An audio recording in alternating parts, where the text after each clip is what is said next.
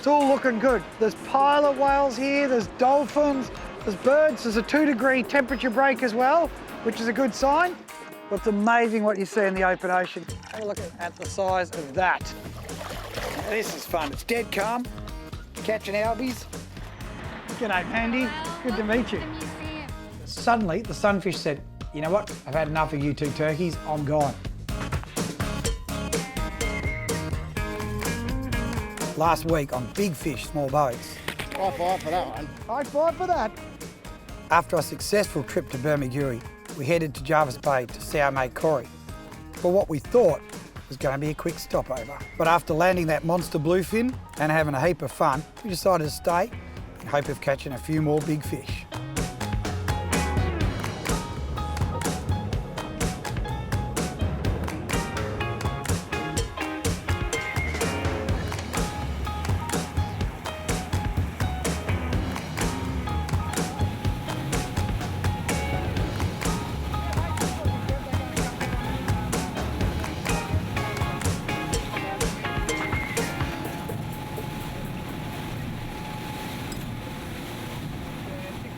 Alrighty, Corey, we devised a good plan today.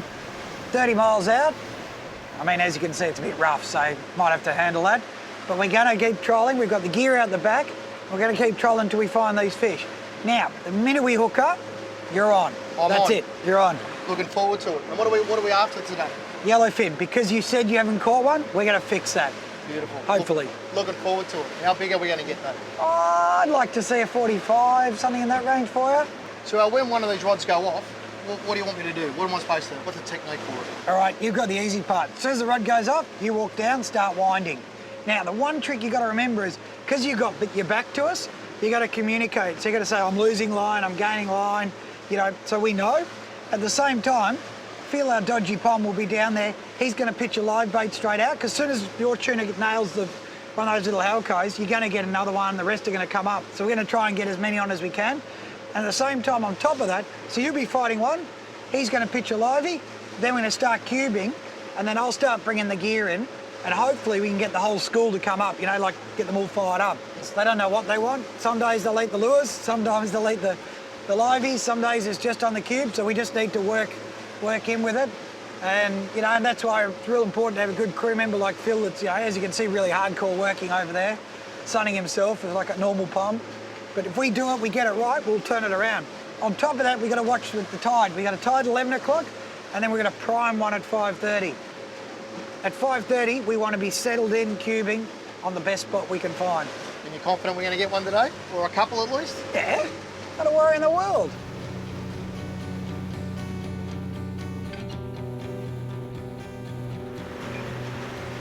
Advantage of radar. I'd like to see something, you know, changing that water, or patch of souries blow up, or something, any sign that might give their presence away. A gannet flying around. Maybe better still when the rod's going off.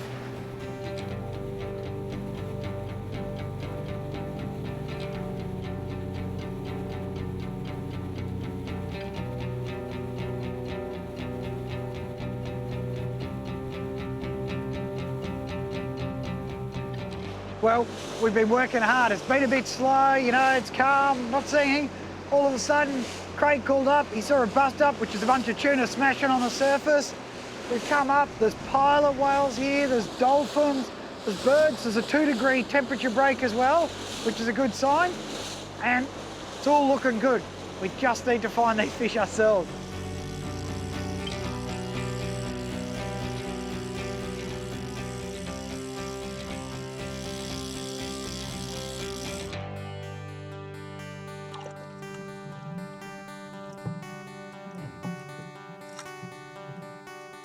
Well, it's amazing what you see in the open ocean. How we found a patch of birds and I said, watch this, Phil. This will be a giant squid. I'll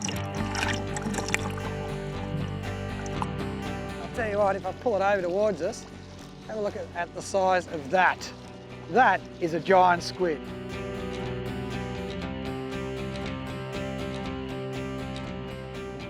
Fishing is all about adapting.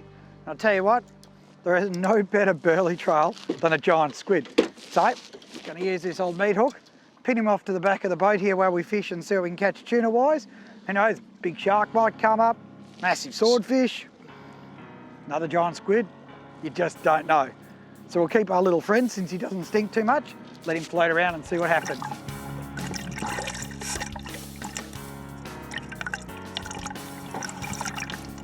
Oh, Corey, told you I'd burley something up for you. Not quite what we had planned. A little blue shark. It's pretty cool, eh? But I mean, that's the thing with fishing. There's so much more than just going, you know, catching fish. It's been a slow day, let's admit it. But having this, A, a giant squid, which we've never seen before, and B, a blue shark just sitting there chewing on it right beside the boat. That's awesome. I don't think many people have seen that at all, Al. Now, what's our insurance policies, including giant squid and sharks? Yeah, we can do that. Beauty. So you going in first or am I? I think we're safe for the squid, the shark might be a problem. Well, that's great, Al. I'd like a fish. God, you're not easy. Gee, it's just really hard to just... Oh. All right, tune up, here we go, come on. Now. It's coming, trust me, it's coming. Told you I'd burley something up with that, I was right. Next, it's a tuna. Just didn't tell It'll be you an hour when. break, it'll cut through to the... Yeah, we'll be back after the break. Next break. And now it's time for fish facts, thanks to the complete angler. The southern bluefin tuna undertake one of the biggest migrations on Earth, and yet we never even get to see it, travelling through 3 major oceans. Being a cold water tuna, they live a lot longer than other species like yellowfin, living up to 20 years and reaching almost 200 kilos in weight. Since the days of purse seining are gone, the numbers have come back, and now, would you believe it, that New South Wales tagging program have tagged more bluefin than all other tuna species combined in the last few years. So the future's looking good. Environmental tip, thanks to Club Marine, Australia's largest insurer of pleasure craft. Anglers are on the water, so they can play a critical role with both researchers and with the museums. If you find a species you can't identify, take a decent photo, or even better if you can, bring it in. That way, you may even find a new species.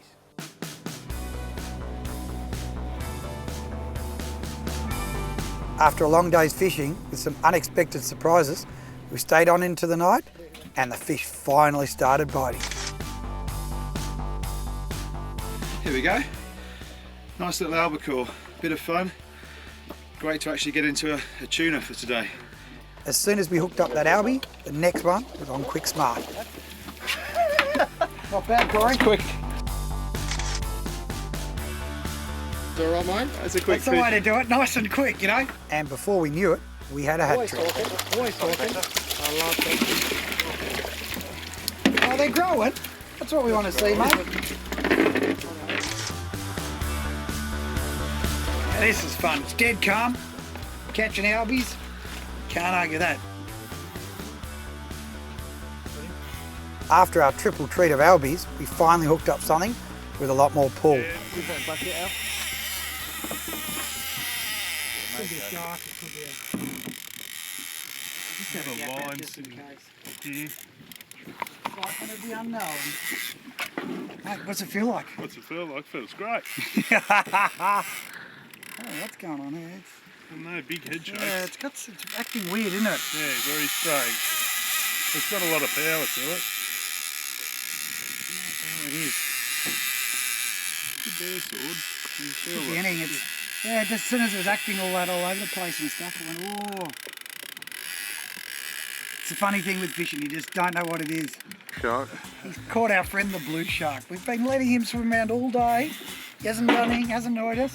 But oh no, we had to. I think blue? it's a different blue He's a shark. different I think one. he's a bigger one. I stand corrected. You got a nick on the nose? Oh, looks like him. Hasn't got a thing on his head.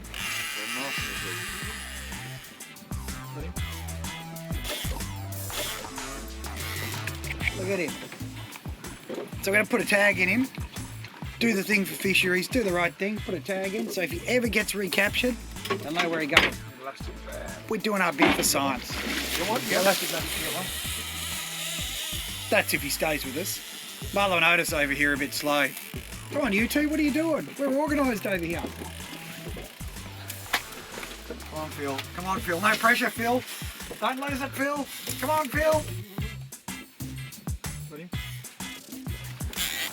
Come on, baby. And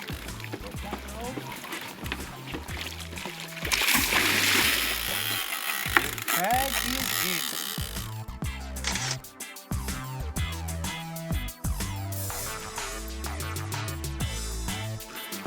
Well, I'll tell you what, I feel a little bit bad. You know, we've had that blue shark swim around all day. We caught his brother, his big brother, tagged him. Well, at least we helped science there. Let him go. But I tell you what, it tops off a pretty good day. We've had a good day, Al. We've got a beak. Now, seeing that huge giant squid, that mythological creature of the deep, and actually finding one and having it sit next to the boat, having the blue sharks around, hand feeding that, and to top it off, we've got his beak. We're going to take it back, find out, give it to the scientists. I don't know, they can age it or they can find out a bit about it. Of course, we got your tuna in the end. We did get some albacore. A couple of small ones, Al. Oh, all right, that was small. all right. You had to bring in the small bit. We'll come back and we're going to get bigger yellowfin next time. Destination profile for the tough and reliable Mitsubishi Triton. The South Coast is one of the prettiest places in New South Wales, where rolling green hills meet cobalt blue waters. There is everything from whale watching to surfing, but it is the fishing that really stands out. There are snapper and kingfish inshore, while marlin and tuna and some huge sharks patrol the waters along the continental shelf. For the trailer boat sport fisher, there are numerous boat ramps, from Kiama to Kalbarra, and accommodation to suit all tastes.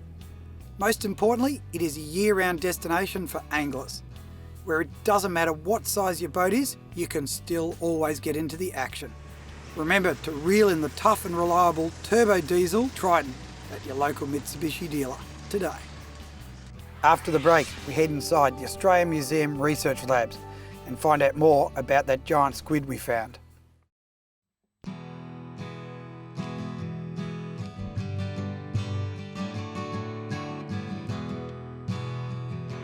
G'day Mandy, Well, good to meet you. welcome to the museum. Come and show me a giant squid.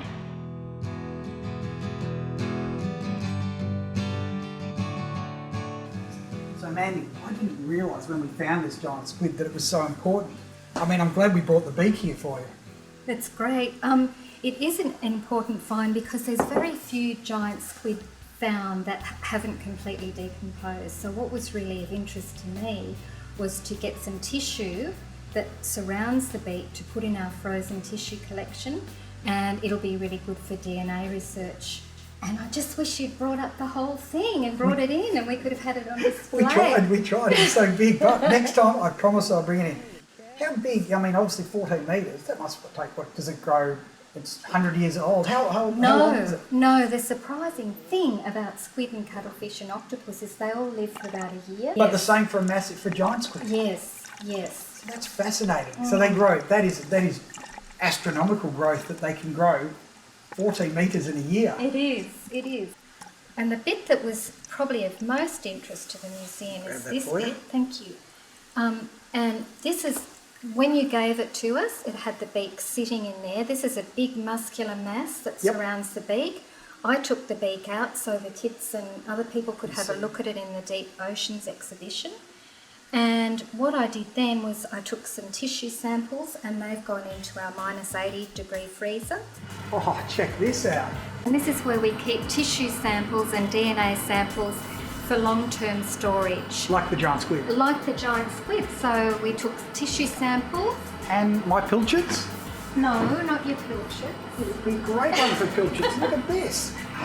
Yeah, so frozen. So I'm guessing I'm not meant to touch anything. No, don't you touch anything. All the samples are kept in these little boxes in little individual vials, and we keep an electronic record of what's here. We get requests from all over the world for samples of various species that people are studying. They might contact us and say, have you got any frozen tissue from a giant squid? And thanks to you, we'll be able to say, yes, we have. Beautiful. So they could be ringing to the US and go, we need giant squid. Exactly. We've got that. Yes.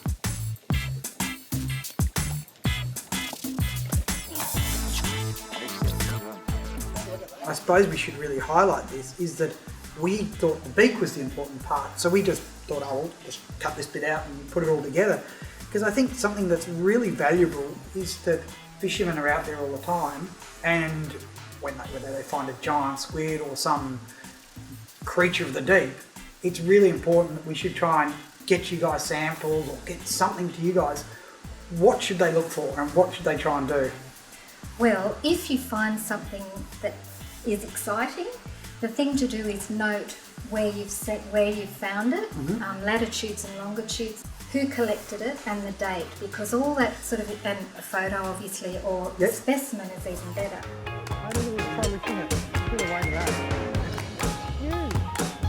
These guys, like these giant squid, they're full of ammonia, aren't they? Yes. And what is that, just because they don't want to be eaten, or is there a reason? What's the reason for this ammonia? Because we noticed it smelled of ammonia when we got it. Yes, that's right. Well, giant squid use ammonium ions in their tissue for buoyancy. It's less dense than seawater, so the animals can And that's how float they using that. work. Yeah, but for that reason you don't want to eat a giant squid because they taste really foul. So Mandy, this is, for us, it's been amazing. We didn't think there was so much to it. So in essence, we should wrap up. We've got to thank you guys, but we've got to get fishermen out there understanding that if they find something, put it on ice, get a photo, long and lats, and bring you guys to see whether it's viable or whether they cook it up or bring it in. Yes, that's right. There's still plenty of species that haven't been described and we need to know what's out there, so let us know. And fishermen will, they're keen to be involved. Like, it's given me a whole new insight after catching a squid, and next time I promise I will bring it back for you. That's my mission in the world now, is to catch that damn squid and bring it back whole. That's great, I'm going to hold you to that. Coming up, we come across the biggest bony fish in the sea, the sunfish, and he seemed to take a liking to us. It's time for Fish Like the Pros with the Complete Angler, who've been helping people fish since 1967. Now, the best time to fish for pelagics is at sunset. Tuna especially become very active right on dusk. So the key is always coincide your fishing trip with a sunset and you'll catch more fish. Now remember, for the latest and the greatest on what's happening on the water, drop into your local Complete Angler.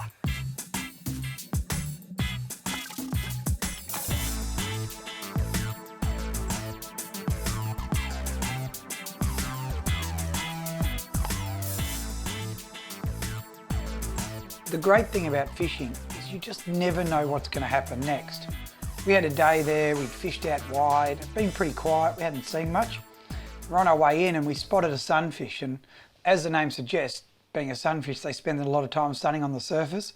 Now, sunfish are really big and slow, and you hear, yachts running into them and stuff, so my first impression was we'd just swim over to it.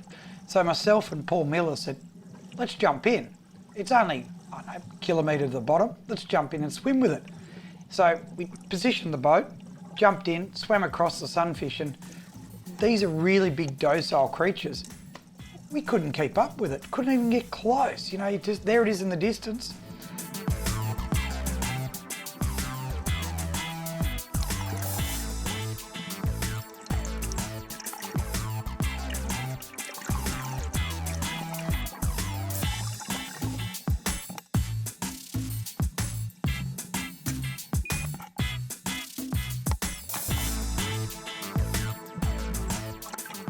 So we went back to the boat, drove around in front again, and I'm powering along as fast as I can to catch up with it, and all of a sudden it stopped and turned and it waited for me. And the instant thing is, the sunfish is the biggest bony fish in the world. Now I know there's whales and the sharks and all that, but they're not boned fish. The biggest bony fish in the world is the sunfish, and we see them out fishing and you see their little fins and all that, but to get a full appreciation of something that could weigh a ton, when you swim up to it, it's massive, and it had this beautiful coloration.